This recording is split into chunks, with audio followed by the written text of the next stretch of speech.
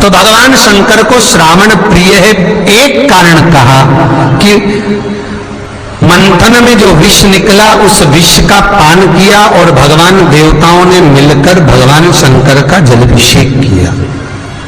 दूसरा कारण कहा, माता सती ने शंकर को पाने के लिए श्रावण के महीने में ही सबसे ज्यादा साधना करी है। और क्या करा था माता सती ने? एक बालू का, मिट्टी का शिवलिंग बनाती थी, प्रतिदिन शिवलिंग का निर्माण करती थी और शिवलिंग का निर्माण कर कर उसकी पूजन कर कर अर्चना कर कर उसका विसर्जन करती थी सती माता।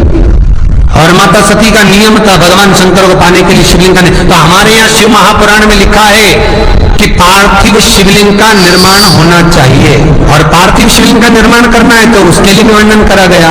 ब्राह्मण श्वेत मट्टी के शिवलिंग का निर्माण करे, वैश्य पीली मट्टी के शिवलिंग का निर्माण करे, क्षत्रिय लाल मट्टी के शिवलिंग का निर्माण करे और शूद्र काली मिट्टी के शिवलिंग का निर्माण करे। कितना बड़ा शिवलिंग बनाना चाहिए? अगर हम पार्थिव शिवलिंग का निर्माण कर रहे हैं या हमारे घर में हम कोई मूर्ति रख रहे हैं या हमारे घर में हम कोई मूर्ति को विराजमान कर रहे हैं, तो उस मूर्ति का भाव कितना बड़ा होना चाहिए? तो कहा, जमीन पर अपने हस्त कमल को रखकर अंगूठे को ऊंचा कर कर देख लो, बस इतनी बड़ी मूर्ति घर के अंदर होना चाहिए। चाहे वो लड्डू गोपाल की हो, चाहे वो दुर्गा भवानी की हो, चाहे वो राम जी की हो, शंकर जी की हो, कृष्ण की हो, जिसकी रखना हो, बस इतनी बड़ी मूर्ति घर के अंदर होना चाहिए। क्यों? इससे बड़ी अगर मूर्ति होती है तो जैसे मंदिर में सेवा होती है उतनी सेवा की उसको जरूरत पड़ती है, और अगर इससे छोटी मूर्ति होती है, जितनी छोटी होगी उतनी सेवा कम करना पड़ती है। तो मूर्ति जितनी छोटी होगी उतना सुख प्रदान करे, उतना आनंद देगी। पर श्रावण के महीने में यदि आप रोज शिवलिंग नहीं बना सकते तो पूरे महीने में एक बार शंकर का शिवलिंग का, पार्थिव शिवलिंग का निर्माण करना चाहिए, जरूर करना चाहिए। और पार्थिव शिवलिंग का निर्माण कर कर उसकी आराधना, उसकी अर्चना, उसकी पूजा करना चाहिए। नमः शिवाय, ओम नमः शिवाय, ओम नमः शिवाय, नमः शिवाय। पार्थिव शिवलिंग का जब भी निर्माण करें, किसी थाली में या पात्र में, जिसमें भी आप निर्माण कर रहे हैं, उस पार्थिव शिवलिंग को बनाने से पहले उसके अंदर, पात्र के अंदर एक बेलपत्र रखे। बेलपत्र क्या? आपको कथा में कल कहा था, बेलपत्र का वृक्ष माता पार्वती के नयन अश्रु से प्रकट हुआ है, और रुद्राक्ष का वृक्ष शंकर भगवान के नयन अश्रु से प्रकट हुआ है। तो बेलपत्र रखकर फिर उसके ऊपर शिवलिंग का निर्माण करें, फिर उसके ऊपर शिवलिंग, उसका लाभ आनंदित होगा, उसका सुख आनंदित, वो आनंद फल देने वाला होगा। कई लोग सीधे थाली में शिवलिंग बना देते हैं। माता पार्वती के हस्त कमल पर शिवलिंग का निर्माण है महाराज, हस्त कमल सुख देने के लिए। तो भगवान शंकर के शिवलिंग का निर्माण करें। माता सती ने भी किया। यही श्रावण के महीने में माता सती शंकर भगवान के शिवलिंग का निर्माण करती है, पूजन करती है, अर्चना करती है। फिर शाम के समय उस शिवलिंग को मस्तक पर स्पर्श कर कर जलाशय में, कुंड में, जल में, बावड़ी में, कुएं में, तालाब में उसका विसर्जन करती है मां। दूसरा कारण कहा, सती शंकर को इसी श्रावण में रिझाई थी, इसलिए शंकर को श्रावण अति प्रिय है। कि पहले आती है नवमी, फिर आवेगी एकादशी, देवशमी। तो भंडारिया नवमी का मतलब क्या होता है? भंडारिया नवमी का स्मरण क्या होता है? अभी आपको कहा था 9 जगह पर बेलपत्र चढ़ती है। भंडरिया नवमी का मतलब ही यही है कि भगवान विष्णु सोने जाने से पहले नवमी तिथि के दिन 9 बेलपत्र भगवान शंकर को समर्पित कर कर भगवान शिव के मंदिर में बैठकर भगवान शंकर की आराधना कर कर भगवान विष्णु लक्ष्मी जी के साथ अपनी सृष्टि का कार्यभार 4 महीने के लिए शंकर जी को सौंप देते हैं भंडरिया नवमी के दिन। और एकादशी के दिन से देव सोनी एकादशी के दिन जब भगवान सोते हैं उस दिन से भगवान शंकर पूरे कार्यभार को देखते हैं।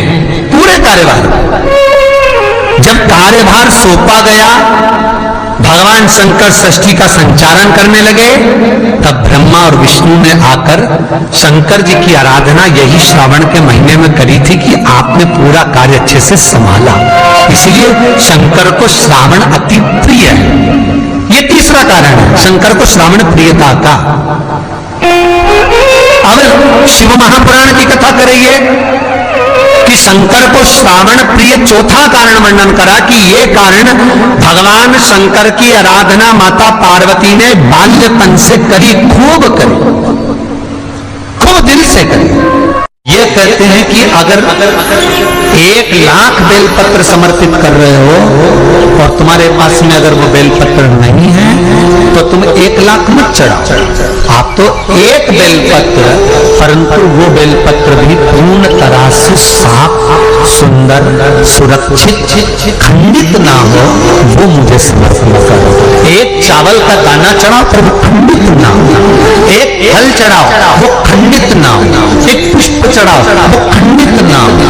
शिव कहते हैं मेरे हाथों से मेरा पुत्र खंडित हो गया था, उस दिन से मैंने वचन दिया है माता पार्वती को कि खंडित वस्तु स्वीकार नहीं करूंगा और ना खंडित दूंगा। शायद इसीलिए ये चरित्र बताए कि जिस नारी का गर्भ 2-3 महीना ठहरने के बाद में गर्भ गिर जाता हो, 4 महीना ठहरने के बाद गर्भ गिर जाता हो, गर्भ बच्चा पूर्ण नहीं होता हो, या बच्चा कहीं शरीर के अंदर डॉक्टर कह रहे हैं सोनोग्राफी में कि ये विकलांग है, बच्चे के पांव में या मुख में या शरीर में पानी भरा गया है, ये सुरक्षित नहीं होगा, ये बुद्धि से कमजोर होगा, या ये बच्चा ऐसा विकलांग होगा, तो उसी समय पर जैसे ही डॉक्टर ने कहा वैसे ही एक श्रीफल, और वो श्रीफल खंडित नहीं होना चाहिए, उस श्रीफल पर जो नारी है गर्भ से है उस नारी का सिर से लेकर एड़ी तक एक लच्छा, लच्छा मतलब मोली, मोली मतलब नाड़ा जो हाथ में बांधते हो कलेवा, उसको नाप कर श्रीफल पर भगवान शंकर का नाम लेकर उस स्त्री का नाम और गोत्र बोलकर बांधकर भगवान शंकर के चरणों में ले जाकर रख दीजिए, वो बच्चे की जवाबदारी शिव की हो जाती है, फिर शंकर की, क्योंकि शिव ने माता पार्वती को वचन दिया था कि मैं खंडित नहीं दे सकता। सारे देवताओं के मंदिर में नारियल फूटता है, हनुमान जी के मंदिर में नारियल फूटता है, राम जी के मंदिर में नारियल फूटता है, देवी जी के मंदिर में नारियल फोड़ा जाता है, और शंकर जी के मंदिर में नारियल नहीं फोड़ा जाता। आखा की आखा दिया जाता है कि पूर्ण दीजिए, बेलपत्र पूर्ण दीजिए, फल पूर्ण दीजिए, एक चावल का दाना भी दे रहे हो तो पूर्ण दीजिए। उसमें एक और अच्छी बात है, बहुत ध्यान लगाकर सुनिएगा जरा, जितने आस्था चैनल पर सुन रहे हो, यूट्यूब पर सुन रहे हो, फेसबुक पर सुन रहे हो या इस पंडाल में श्रवण कर रहे हो, बहुत सावधानी से ध्यान दीजिएगा।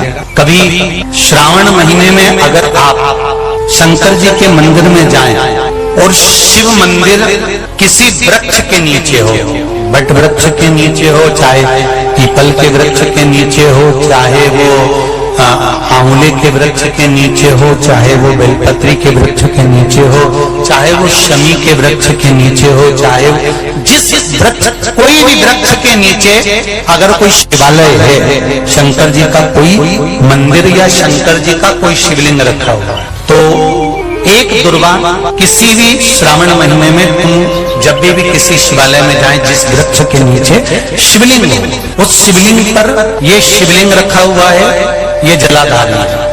जलाधारी पर जहां शिवलिंग रखा हुआ है वहां कटी भाग, कटी भाग माता पार्वती जी का हस्तकमल, उसके ऊपर रखा हुआ है शिवलिंग, सामने अशोक सुंदरी और भगवान शंकर के दोनों पुत्र गणेश कार्तिकेय, ऊपर से जल गिरता है जया, विषहारा, समनिवारी, दौतली, देव, ये भगवान शंकर की 5 बेटियां। तो जो कटी भाग, इस कटी भाग पर अगर मात्र 1 दुर्वा समर्पित कर कर जिसकी किडनी या लीवर डैमेज हो रहा हो, काम नहीं कर रहा हो, या किडनी लीवर में कोई तकलीफ हो रही हो, या डायलिसिस चल रहा हो, तो मात्र एक दुर्वा उस कटी भाग पर श्रावण महीने में समर्पित कर कर उस दुर्वा के 7 टुकड़े कर कर 7 दिन प्रतिदिन सुबह के समय पर उसको चबाकर खा लेने पर या निगल जाने पर धीरे धीरे धीरे धीरे डायलिसिस बंद होने लगता है और किडनी लीवर अपना काम करना प्रारंभ कर देते हैं। एक दुर्वा, कितनी दुर्वा? एक दुर्वा, मात्र एक दुर्वा। शंकर भगवान पर चढ़े हुए जल जब नीचे की ओर आता है, जिस जगह पर जल गिरता है उस जगह पर मात्र एक दुर्वा अपनी कामना कर कर इस शरीर के सुख के लिए शंकर भगवान के जल गिरने वाले स्थान के पास में अवधूतेश्वर महादेव के नाम से रख दी जाती है, तो जिंदगी में कभी बड़ी बीमारी नहीं आती। उसी तरह इससे रोग को समाप्त करने के लिए दुर्वा का प्रयोग किया गया। आप लोगों ने पूर्व में जो शिव महापुराण की कथा कुबेरेश बाबा की तरह से करी थी, वो आप लोगों को ध्यान में होगा। दुर्वा कैसे उत्पन्न हुई थी, दुर्वा का महत्व क्या है, कितनी दुर्वा चढ़ाना चाहिए, कैसी दुर्वा चढ़ाना चाहिए, दुर्वा की उत्पत्ति कहां से हुई है, दुर्वा तोड़ने के बाद पानी में डालने के बाद फिर हरी हो जाती है, इसका क्या कारण है, दुर्वा गणेश जी को क्यों चढ़ाई जाती है, शंकर जी को दुर्वा किस स्थान पर चढ़ाई जाती है, ये सारी कथा आपको पूर्व में इसी कुबेरेश्वर बाबा के पावन धरा से सुना चुके हैं, जो टीवी पर डली हुई है। कभी आपने नहीं सुनी हो तो यूट्यूब पर से दुर्वा शिव महापुराण की कथा आप निकालकर उसको श्रवण कर सकते। उसमें वर्णन किया है कि इस दुर्वा का महत्व क्या है, दुर्वा का क्या, मात्र एक दुर्वा शिवलिंग पर चढ़े हुए जल जहां से नीचे की ओर गिरता है, उस जगह पर मात्र अपने शरीर की कामना करते हुए भगवान से रोग मुक्ति के लिए एक दुर्वा अगर समर्पित कर दी जाए तो कोई बड़ी बीमारी जिंदगी में आ ही नहीं सकती, ग्रहण ही नहीं, मतलब ग्रसित नहीं कर सकती। श्रावण के महीने की श्रावण शिव महापुराण की कथा सुन रहे, एक बात दिल से बताना, जितनी सौभाग्यवती माताएं होती हैं ये संक्रांति पर भी 13 चीजें दान करती हैं, 14 चीजें दान करती हैं। बीच में कोई 16 सोमवार का उद्यापन करेंगी तो भी सुहाग की सामग्री देंगी, उद्यापन करेंगी तो भी सुहाग की सामग्री देंगी, कोई कार्य करेंगी तो भी सौभाग्य की सामग्री देंगी। सौभाग्य की सामग्री का दान क्यों किया जाए, सौभाग्य सूचक वस्तुओं का दान क्यों किया जाए, सौभाग्य की वस्तुएं क्यों प्रदान करी जाती है, क्यों दी जाती है, उसका कारण क्या है?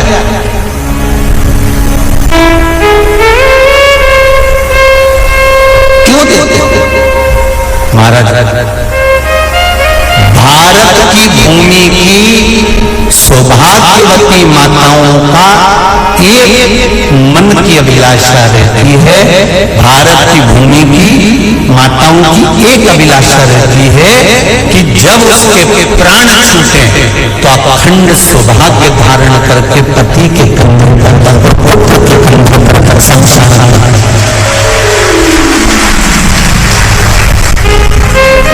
ये भारत की भूमि की माताओं की सोच, उनके मन का संकल्प, उनके मन का भाव।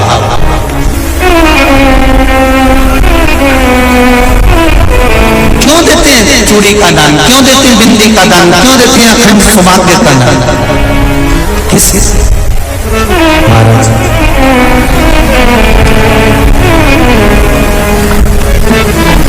मेरे हाथों में भर भर के चूड़ी रहे,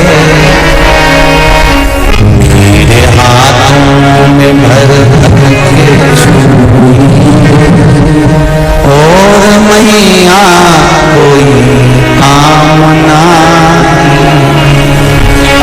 मेरे मस्तक पे चमकती चूनर रहे, मेरे मस्तक पे चमकती चूनर रहे, और मैया कोई कामना,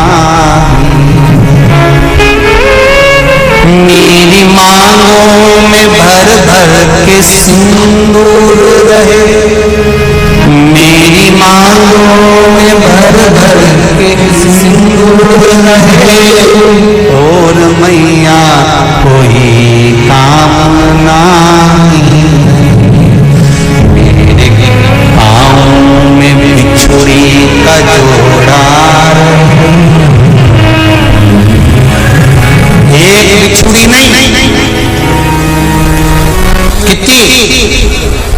2, 3, 4, 5, एक पाँव में जोड़े से बिछुड़ी होना चाहिए, केवल एक नहीं, सिंगल नहीं। तो आजकल का फैशन हो गया महाराज, जो केवल एक बिछुड़ी धारण कर लो उसी में फैशन दिखे। श्रावण की शिव महापुराण की कथा कहती है, जब बेटी को विदा करा जाता है और पहली बार बेटी के पांव में जब बिछुड़ी डाली जाती है, तो वो बिछुड़ी भी अलग अलग नहीं होती, उस बिछुड़ी के जोड़ को चेन से एक दूसरे से बंधा हुआ होता। बोला सही है कि गलत? जितने आस्था चैनल पर कथा सुन रहे हैं, जितने फेसबुक पर सुन रहे हैं, यूट्यूब पर सुन रहे हैं, सुन लेना कि मेरे भारत की माताओं का जब पाणी ग्रहण संस्कार किसी व्यक्ति का होता है, उसके पांव में जब पहली बार बिछुड़ा पिनाया जाता है, बिछुड़ी पिनाई जाती है, तो वो बिछुड़ी भी एक दूसरे से बंधी हुई होती है, चेन से बंधी हुई होती है। उसको अलग अलग वाली बिछुड़ी शादी के मंडप में नहीं पिनाई जाती। क्यों? जैसे ये बिछुड़ी एक दूसरे से पांव में बंधी हुई है, तुम्हारी जिंदगी अंतिम श्वास तक ऐसे यही बढ़िया। तो अब माताओं ने थोड़ा सा फैशन चेंज कर दिया, अब पांव में ज्यादा बिछुड़ी निकलती, गड़ती है, चुभती है, एक बिछुड़ी धारण महाराज नहीं, बिछुड़ी भी 2 हो, जोड़े से। हमारी माताएं, भारत की भूमि की जो माताएं हैं, ये चूड़ी भी हाथ में पहनती है तो जोड़े से पहनती है। बोलो जैसा सही है कि गलत है? एक अकेली चूड़ी माताएं हाथ में धारण नहीं करती हैं। अगर भारत की भूमि की संस्कारित माताएं हैं और भारत की भूमि की सभ्यता और संस्कृति को जानती है, तो अकेली चूड़ी नहीं, जोड़े की चूड़ी पहनेगी, 2 चूड़ा डालेगी, 4 डालेगी, 12 डालेगी, पर सिंगल नहीं, अकेले। श्रावण के महीने की शिव महापुराण की कथा, जिसका नाम है श्रावण शिव महापुराण की कथा, ये कहती है कि पार्वती जी ने और गंगा जी ने ये चतुर्मास में जितना सौभाग्य का दान दिया है, उनके बराबर दुनिया का कोई व्यक्ति इतना सौभाग्य का दान नहीं दे सकता, जो माता गंगा और पार्वती दोनों दान दे।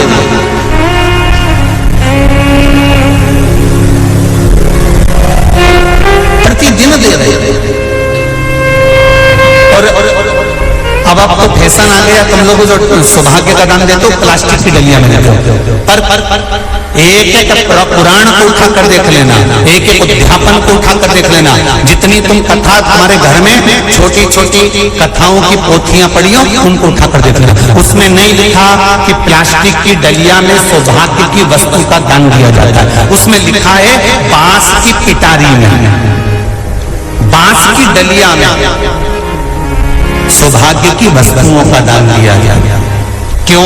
क्योंकि बांस वंश की वृद्धि करता है, बांस सौभाग्य की वृद्धि करता है, और बांस अखंड सौभाग्य, जैसे बांस का पौधा बढ़ते चले जाता है, बढ़ते चले जाता है, उसी तरह बांस की डलिया में जब दान दिया जाता है, बांस की टोकनी में जब दान दिया जाता है, तो ये भाव रखा जाता है कि तुम्हारा सौभाग्य ऐसे ही बढ़ता रहे। पर अब थोड़ा सा फैशन चेंज हो गया, तो प्लास्टिक की डलिया, पर प्लास्टिक की नहीं। तो गंगा मैया और पार्वती मैया चतुर्मास के अंतर्गत जो त्योहार पड़ता है, चतुर्मास के अंतर्गत जो व्रत करते हैं, ये किसी दूसरे के नहीं है। तीज का व्रत माता पार्वती का, छठ का व्रत माता पार्वती का, चतुर्थी का व्रत माता पार्वती का, ये सारे व्रतों की शुरुआत गंगा और पार्वती ने अपने बल से